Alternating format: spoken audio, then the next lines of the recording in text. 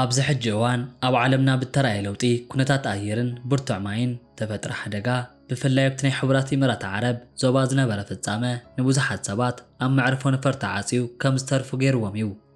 እቲ ማንም ዘይተጸበየ መገዲ ዘጓነፈ ኩነታት ካብ ዝተፈላለዩ ኣህጉራት ዝመጹ ልዕሊ 20,000 ዝኾኑ መንገደኛታት ኣብታ ሃገር ብዘይ መደብ ክተርፉ ገይርዎም እዩ። ይኹን እምበር ሕቡራት ኢሚራት ዓረብ ነቲ ዝነበረ ጽንኩር እዋን ብዝያዳ ሰብኣዊ መልክዕ ክትሕዞ ብምውሳን ንዓለም መሃሪ ዝኾነ ታሪኽ ሰሪሓ እያ። እዚ ታሪኽ እዚ ብምንታይ መሰረት ከም ዝተጀመረን ከመይ ዝበለ ጽልዋ ከም ዝነበረን ክርአ እንከሎ እቲ መንግስቲ ዝወሰዶ ስጉምቲ ካብቲ ንቡር ናይ ንግዲ ስራሕ ወፃእ ኣብ ልዕሊ ሰብኣዊ ክብሪ ተሰረተ ምንባሩ ዝገልጽ እዩ። እቲ ሓደጋ ምስ ኣጋጠመ እቶም መንገደኛታት ኣብ ሆቴላት ተዓቂቦም ዝነበሩ ኮይኖም ናይ ጻንሒት ግዚኦም ብምውድኡ ዝበዝሑ ሰባት ናይ ገንዘብ ፀገም ከጋጥሞም ከም ዝኽእል ንጹር እዩ ነይሩ።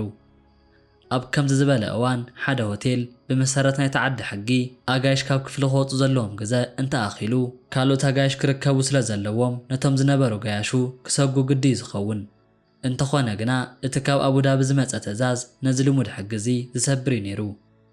እቲ ናይ ባህልን ቱሪዝምን መምርሒ ንኹሎም ሆቴላት ዝሃቦ መምርሒ ዝኾነ ጋሻ ይተውፅኡ ሒሳብኩም ድማ ንመንግስቲ ኣረክቡ ዝብል ትእዛዝ እዩ ነይሩ።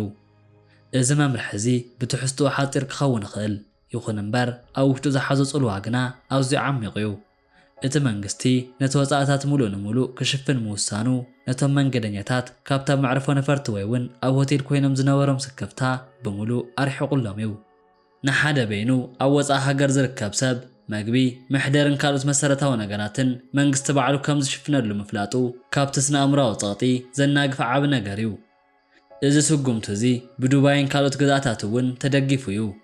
እቲ ትእዛዝ ኣብ መላእ ሃገር ብውሕድ ግዜ ኣብ ኩሎም ከም ዝትግበር ተገይሩ እዩ። እቶም መንገደኛታት ናብ መዕርፎ ነፈርቲ ከይተመልሱ ብምቾት ኣብ ሆቴላት ክጽበዩ ተገይሩ እዩ። ከምቲ ተጠቕሰ ኣብዚ ሓደጋ እዚ ዋጋ ምውሳኽ ወይ እውን ምዝመዛ ንግዲ ኣይተረኣየን እዩ።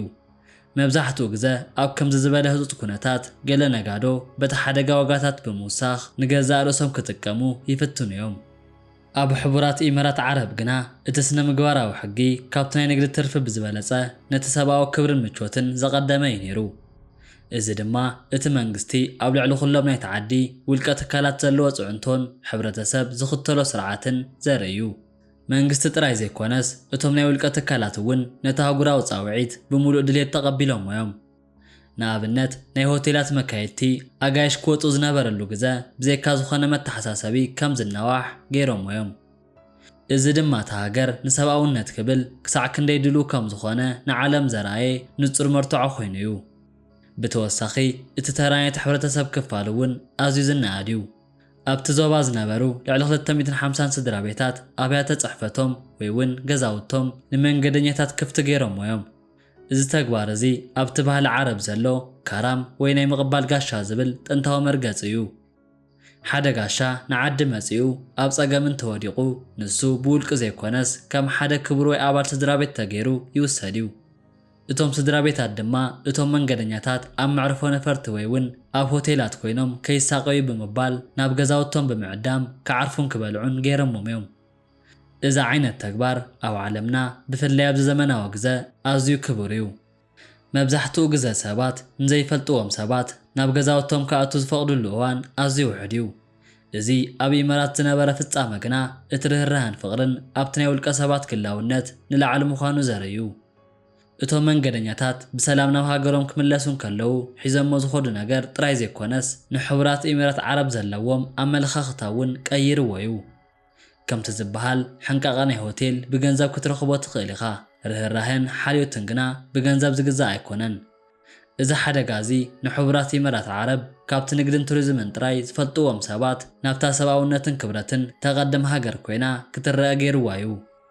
እቲ መንግስቲ ዘውፅኦ ወፃእታት እቲ ኣዝዩ ሰፊሕ ናይ ውሽጣዊ ሃብቲ ዝሓትት ክኸውን ይኽእል እዩ። ይኹን እምበር እቲ ዝረኽብዎ ዝናን እምነትን ንመጻኢ 20 ዓመታት ዝጸንሕ እዩ። እዚ ድማ እቲ ትርጉም ናይ ሓቀኛ መሪሕነት ብግልፂ ዘርኣየ እዩ። መራሒ ማለት ኣብ ግዜ ሰላም ዝመርሕ ጥራይ ዘይኮነስ ኣብ ግዜ ሓደጋ ንህዝቡን ነጋይሹን ብኸመይ ክሕሉ ከም ዘለዎ ዝፈልጥ እውን እዩ። እቲ ኩነታት ብሓፈሽኡ ክርአ እንከሎ ሰብኣውነት ካብ ንግዲ ክትቅድም እንከላ እቲ ዓስቢ ናይቲ ተግባር ካብ ወርቅን ገንዘብን ንላዕሊ ከም ዝኸውን እዩ። ሓደ መንገደኛ ካብ ዱባይ ወይ እውን ካብ አቡዳቢ ምስ ተመልሰ ንዓርኩ ንስድራ ቤቱን ንመሓዙቱን ኣብቲ ሓደጋቲ እቶም ሰባት ከምዚ ገይሮም እዮም ሓጊዞምን ኢሉ ክዛረብ እንከሎ እቲ መልእኽቲ ዘይተገደበ እዩ። እዚ ድማ እቲ ሓቀኛ ማህረምቲ ናይቲ ሰብኣዊ ስጉምቲ እዩ። እቶም 20,000 መንገደኛታት ሕቡራት ኢሚራት ዓረብ ከም ካልእቲ ሃገሮም ገይሮም ክርእይዋ ዘገደደ ዓቢ ናይ ፍቕሪ ውዕል እዩ። እዚ ተግባር እዚ ንመንግስትታትን ህዝብን ኣብ ዓለምና ዘሎ መሰረታዊ ናይ ሰብኣውነት ስምዒት ብኸመይ ከም ዝገልጽ መሃር ክኸውን ክኢሉ እዩ። እቲ ሓደጋቲ ብዘይ ተጸዋርነት እንተዘይኸይድ ነይሩ እቲ ሳዕቤኑ ካብቲ ዝነበረ 2 ዕጽፊ ክኸውን ይኽእል ነይሩ እዩ። እቶም መንገደኛታት ኣብ ሆቴላት ተዓጽዮም ናይ ምግቢ ጸገም ኣጋጢምዎም ወይ ድማ ናብ መዕረፎ ነፈርቲ ተሰጉጎም እንተዝኸዱ ነይሮም እቲ ጠመተ ናይ ኤሚራት ከም ቱሪስት ማእከል ዝነበረ ስም ምተበላሸወ ነይሩ። ግን በኣንጻሩ እቲ መንግስቲ ዝወሰዶ ስጉምቲ እቲ ምስሊ ናይታ ሃገር ንውልቀ ሰብ ክሳዕ ክንደይ ከም ዘኽብርን ከም ዝሓልን ብግልጽነት ዘረኣየ እዩ። እዚ ስጉምቲ እዚ ኣብ መጻኢ ንዝፍጠር ማዕበል ቱሪዝም እውን መሰረት ዝጸረገ እዩ። ሰባት ናብታ ሃገር ክመጹ እንከለዉ ኣብዛ ሃገር እዚኣ ዘይተጸበናዮ ሓደጋ እንተጋጢሙና እውን ናብ ዝገደደ ኩነታት ኣይንወድቕን ኢና ዝብል እምነት ክህልዎም ገይሩ እዩ። እዚ እምነት እዚ ድማ ካብ ዝኾነ ይኹን ነጋዳይ ዝህቦ ናይ ዋጋ ክፍሊት ንላዕሊ ክቡር እዩ። ብዛዕባ እቲ መዕርፎ ነፈርቲ እውን ክንዛረብ እንከሎና እቶም መንገደኛታት ኣብ መሬት ከይድቅሱ እተገብረ መከላኸሊ ስጉምቲ ንሰብኣዊ ክብርታቶም ጠመተ እዩ። ኣብ መዕርፎ ነፈርቲ ምድቃስ ንሓደ ቱሪስት ኣይኮነስ ንዝኾነ ሰብ ሓደ መልክዕ ውርደት እዩ። እቲ መንግስቲ እዚ ውርደት እዚ ንኸይፍጠር ዝወሰዶ ስጉምቲ ድማ ኣዝዩ ዝድነቕ እዩ። ሰራሕተኛታት መንግስቲ ለይትን መዓልትን ኣብ ጎደናታትን ኣብ ሆቴላትን እናተንቀሳቐሱ እቲ ድሌቶም ዘሎ ነገር ኩሉ የማልኡ ነይሮም እዮም። እዚ ድማ እቲ መሪሕነት ክሳዕ ክንደይ ከም ዝቐረበን ንኹሉ ጸገም ሰባት ከም ዝሰምዕን ዘርኢ እዩ። እዚ ሓደጋ እዚ ንዓለምና ሓደ ንጹር መልእኽቲ መሓላሊፉ እዩ። ሓደጋ ከጋጥም እንከሎ ኣብ ገዛ ሓደጋ ትገብሮ ተግባር ንመንነትካ ዘርኢ እዩ ዝብል መልእኽቲ ኮይኑ እዩ። ኣብ መወዳእታ እቲ ኣብ ኤሚሬትስ ዝተረኣየ ሰብኣዊ ስጉምቲ ንዓለምና ኣብነት ኮይኑ ክተርፍ እዩ። እቲ ንግድን ቱሪዝምን ክሳዕ ክንደይ ምስ ሰብኣውነት ተተሓሓዘ ከም ዝኽእል ተራእየሉ እዋን እዩ። እቲ መንግስቲ ዘውፅኦ $1,000,000 ጽባሕ ንግሆ ብዝያዳ ዓጽፈ ኮይኑ ብመልክዕ እምነትን ዝናን ከም ዝምለሰሉ ኣየጠራጥርን እዩ። እዚ ድማ እቲ ንዓለም ዘምሃረቶ ሓቀኛ ሰብኣውነት እንተሃለወ ሰብ ኣብ ተጸገመሉ ግዜ ንግዳዊ ትርፊ ዘይኮነስ ሰብኣዊ ክብሪ ምቕዳም ዝብል እዩ። እቶም መንገደኛታት ናብ ሃገሮም ክምለሱ እንከለዉ ሒዞምዎ ዝኸዱ ታሪኽ ጥራይ ዘይኮነስ ንሕቡራት ኢሚራት ዓረብ ከም ካልእቲ ሃገሮም ገይሮም ክርእይዋ ዘገድድ እዩ። እዚ ታሪኽ እዚ ንመጻኢ ወለዶታት ኣብ ገዛ ሓደጋ ሰብኣውነት ካብ ንግዲ ከም ዝበልጽ ዘዘኻኽር ኮይኑ እዩ። ኩሎም እቶም 20,000 መንገደኛታት እቲ ዝረኸብዎ ሓልዮት ከም ሓደ ዓቢ ተመክሮ ህይወቶም ከዕቅብዎ ገይሩ እዩ። እዚ ድማ እቲ ሓቀኛ ዓወት ናይ ሕቡራት ኢሚራት ዓረብ ኮይኑ እዩ። ንሳቶም ብግብሪ ንዓለም ሰብኣውነት እንታይ ማለት ከም ዝኾነ ኣርዮማዮም። እቲ ጽልዋ ዝፍጻመ እዚ ኣብ መጻኢ ንብዙሓት ሃገራት ከም ኣብነት ክውሰድ እዩ። ንሰብኣዊ ህይወት ካብቲ ናይ ንግዲ ረብሓ ንላዕሊ ብምቕዳም ዓለምና ዝበለጸት ቦታ ክትከውን ከም እትኽእል ኣመስኪሮም እዮም። እዚ እቲ ንዓለም ዝሃብዎ ዓቢ ትምህርቲ ኮይኑ እዩ። እቲ ኣብ ሕቡራት ኢሚራት ዓረብ እተረኣየ ሰብኣዊ ተበግሶ ካብቲ ንቡር ረድኤት ወጻኢ ብጥቡቕ እተወደበ ናይ ምሕደራን ርህራህን ውህደት ተራእየሉ ፍሉይ ፍጻመ እዩ። እቲ ብሄራዊ ኮሚቴ ህጹጽ ሓደጋን ዕንቅፋትን ምስቶም ኣብቲ ሃገር ዘለው ዓበይቲ ትካላት መጓዓዝያን ቱሪዝምን ብምውሃድ ነቶም ተዓጽው መንገደኛታት ንምሕጋዝ ዝዘርግሖ መርበብ ሓበሬታ ኣዝዩ ዝድነቕ እዩ። እቲ ስራሕ ኣብ ሆቴላት ጥራይ ተሓፀረ ኣይነበረን። በኣንጻሩ እቲ መንግስቲ ንኹሎም እቶም መንገደኛታት ናብቲ ዘለውሉ ቦታ ዝወስድ ናይ ናጻ መጓዓዝያ ኣውቶቡሳት ብምድላው ካብቲ ተጨናነቐ መዕረፎ ነፈርቲ ናብ ዝተፈላለዩ ናይ ዕረፍቲ ቦታታት ብሰላም ከም ዝበጽሑ ገይሩ እዩ። እዚ ድማ ነቲ ብመዕረፎ ነፈርቲ ተፈጢሩ ዝነበረ ጥቕጥቅጥ ብምቕናስ እቶም ሰባት ብዝያዳ ሰብኣዊ ክብሪ ዘለዎ ግልጋሎት ንኽረኽቡ ዕድል ፈጢሩ እዩ። ብተወሳኺ እቲ ናይ ሕክምናን ጥዕናን ክንክን እውን ሓደ ዓቢ ኣካል ናይቲ ስርሒት እዩ። ኣብ ነፍሲ ወከፍ ሆቴልን መዕቀሊ ቦታን ናይ ጥዕና ሰብ ሞያታት ብምምዳብ ብሰንኪ እቲ ሓደጋ ወይ ድማ ብሰንኪ ምስራዝ በረራታት ጭንቀት ዘጋጥሞም ሰባት ናይ ስነ ኣእምሮዊ ሓገዝን ሕክምናዊ ክትትልን ክረኽቡ ገይሩ እዩ። ብፍላይ ንህፃናትን ኣረጋውያንን ዝኸውን ፍሉይ መግቢ ከምኡውን ንሕዱር ሕማም ዘለዎም ሰባት ዘድልዮም መድሃኒት ብናፃ ንኸቐርቡ ተገይሩ እዩ። እቲ ኣብቲ ሃገር ዝርከብ ናይ ኤሚሬትስ ሬድ ክሪሰንት ኣሽሓት ሰባት ብምውፋር ኣብቲ ሆቴላት ቋንቋ ንዝጸገሞም መንገደኛታት ናይ ትርጉም ኣገልግሎት ብምሃብን ድሌቶም ብምምላእን ዓቢ ተራ ተፃዊቱ እዩ። እቲ ዝገርም ድማ እቲ መንግስቲ ነቶም ኣብታ ሃገር ተዓጽዮም ዝነበሩ ሰባት ጥራይ ዘይኮነስ ነቶም ናይ ቪዛ ግዝኦም ዘብቅዐ መንገደኛታት እውን ብዘይ ዝኾነ ተወሳኺ ክፍሊት ወይ መቕጻዕቲ ቪዝኦም ብኣውቶማቲክ ንኽናዋሕ ምውሳኑ እዩ። እዚ ስጉምቲ እዚ ነቶም መንገደኛታት ካብቲ ሕጋዊ ስክፍታ ዘናገፈን ኣብታ ሃገር ከም ሓቀኛ ጋሻታት ኮይኖም ንኽስምዖም ዝገበረን እዩ። ናይ ቴሌኮም ኩባንያታት እውን ብወገነን እቶም መንገደኛታት ምስ ስድራቤቶም ብናጻ ክራኸቡ ዘኽእሎም ናይ ኢንተርኔትን ስልክን ፓኬጃት ብምሃብ ነቲ ማሕበራዊ ርክብ ንምጥንኻር ሓጊዘን እየን። እዚ ኩሉ ወጻእታት ብመንግስቲ ክሽፈን እንከሎ እቲ መስርሕ ክፍሊት ብዘይ ዝኾነ ቢሮክራሲያዊ ዕንቅፋት ኣብ መንጎ ሆቴላትን ፋይናንስ ሚኒስተርን ብቐጥታ ንክራኸቡ ብምግባር እቲ ግልጋሎት ከይተቋረፀ ክቕፅል ተገይሩ እዩ። እዚ ዓይነት ቅልጣፈን ግልጽነትን ሓንቲ ሃገር ኣብ ገዛ ጸገም ክሳብ ክንደይ ናይ ዘመናዊ ኣሰራርሓን ሰብኣዊ ልብን ክተዋሃድ ከም እትኽእል ንዓለም ዘርኣየሉ ፍሉይ ትርኢት እዩ። እቶም ካብ መላእ ዓለም ዝመጹ ቱሪስትታት ነቲ ዘጋጠመ ጸገም ረሲዖም ብዛዕባ እተገብረሎም ልግስን ሓልዮትን እንዳተዛረቡ ናብ ሃገሮም ክምለሱ ምኽኣሎም ሕቡራት ኢሚራት ዓረብ ኣብ መድረኽ ዓለም ዘለዋ ተቐባልነት ዘይተተካእ ገይርዎ እዩ። እቲ ብታ ሃገር ዘጋጠመ ናይ ኩነታት ኣየር ለውጢ ካብቲ ተለምዳዊ ዝናብ ወጻኢ ንመላእቲ ዞባ ዝሰንበደ ተፈጥሮኣዊ ፍጻመ እዩ ነይሩ። ኣብታ ብምድረ በዳን ብርቱዕ ሙቐትን እትፍለጥ ሃገር ብሃንደበት ዝወረደ ብርቱዕ ዝናብን ምስኡ እተሓውሰ በረድን ንመሰረተ ልምዓት እታ ሃገር ዓቢ ብድሆ ኮይኑ እዩ። እቲ ማይ ምስ ጀመረ ሰማይ እታ ሃገር ብጸሊም ደበና ተሸፊኑ ንመዓልታዊ ምንቅስቓስ ከተማታት ዱባይን ኣቡዳብን ጠቕሊሉ ደስኪልዎ እዩ።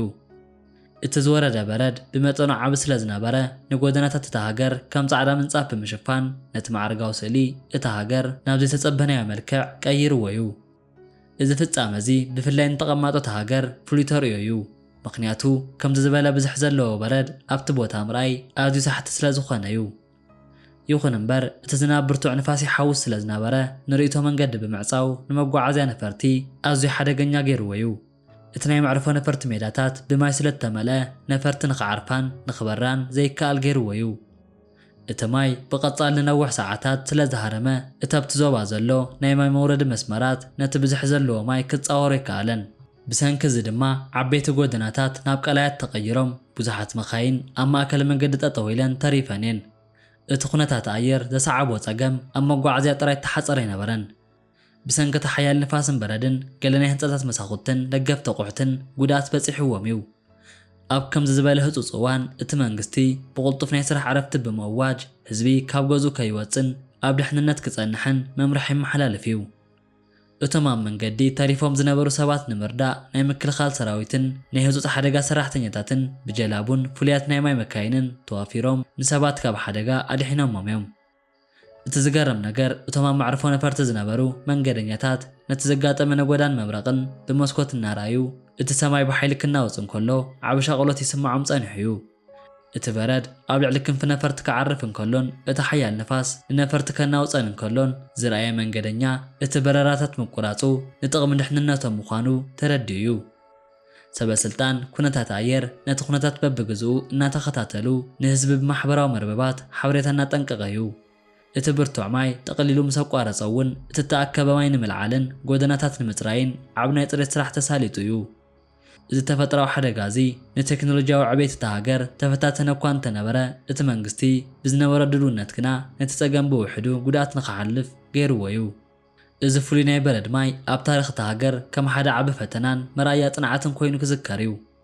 እቲ ኣብ ሕቡራት ኢሚራት ዓረብ ዘጋጠመ ዝናብን በረድን ዘሰዓቦ ናይ ኩነታት ኣየር ለውጢ ካብቲ ልሙድ ወጻኢ ኣዝዩ ሓያልን ሰፊሕን ስለ ዝነበረ እቲ ስዒቡ ዝመጸ ናይ ምጽራይን ዳግመ ህንጸትን ስራሕ ኣዝዩ ተሓላለኸን ዓቢ ጥቕሚ ዝሓትትን እዩ። እቲ ብርቱዕ ዝናብ ምስ ኣቋረፀ እቲ ዝዓበየ ብድሆ እቲ ኣብ ዝተፈላለዩ ትሕቲ ቅርጺ ዘለዎም ጎደናታትን ትሕቲ መገዲ መመሓላለፊታትን ተኣከበ ብርቱዕ ማይ ንምልዓል ተገብረ ጻዕሪ እዩ። እቲ መንግስቲ ብኣማይት ዝቑጸሩ ናይ ማይ መጠጥቲ ፓምፕታትን ዓበይቲ ናይ ማይ መጻዓኒ መካይንን ብምውፋር ነቲ ኣብ ዓበይቲ ኣውራ ጎደናታት ከም ቀላይ ዓቑሩ ዝነበረ ማይ ናብ ባሕሪ ወይ እውን ናብቲ ንማይ መውረዲ ተባሂሉ ዝተዳለወ ዓሚቕ ጉድጓዳት ንኽፈሰስ ተገይሩ እዩ። እዚ ስራሕ እዚ ለይትን መዓልትን ብዘይ ዕረፍቲ ዝተኻየደ ኮይኑ ሰራሕተኛታት ጽሬት ከተማን ቴክኒሻናትን ኣብ ማእከል ዝተረፈ ጭቃን ማይን ነተንቀሳቐሱ ነቶም እተዓጽኡ ናይ ማይ መውረዲ ሻምብቆታት ካብቲ ዝኣተወን በረድን ርስሓትን ንምጥራይ ዝለዓለ ጻዕሪ ገይሮም እዮም። ብተወሳኺ እቲ ናይ ጽሬት ስራሕ ኣብ መዕርፎ ነፈርቲ ጥራይ ኣይብቃዕን እዩ። በአንጻሩ እታ ኣብ መላእ ከተማታት ተዘርግሐ ናይ ኤሌክትሪክን መራኸብታት መስመርን ብሰንኪ እቲ ሓያል ንፋስን በረድን ጉድኣት በፂሕዎ ስለ ዝነበረ ናይ ፅሕፈት ስራሕን ዳግመ ስራሕቲ ተሳሊጡ እዩ።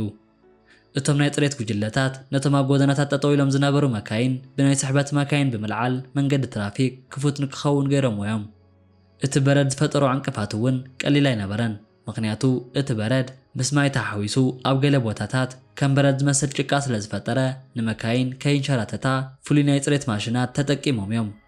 እቶም ሰባት እውን ምስ ሰራሕተኛታት ፅሬት ብምዃን ኣብታ ዓበይቲ ፓርክታትን መንበሪ ኣባይትን ዝነበረ ርስሓት ዝወደቆ እዋን ብምልዓል እታ ከተማ ናብታ ዝነበረታ ጽባቐ ክትምለስ ዓቢ ተራ ተፃዊቶም እዮም። እታ መዕርፎ ነፈርቲ ተገብረ ናይ ምፅራይ ስራሕ ድማ ብፍላይ ቴክኒካዊ ሓገዝ ዝሓትት እዩ ነይሩ።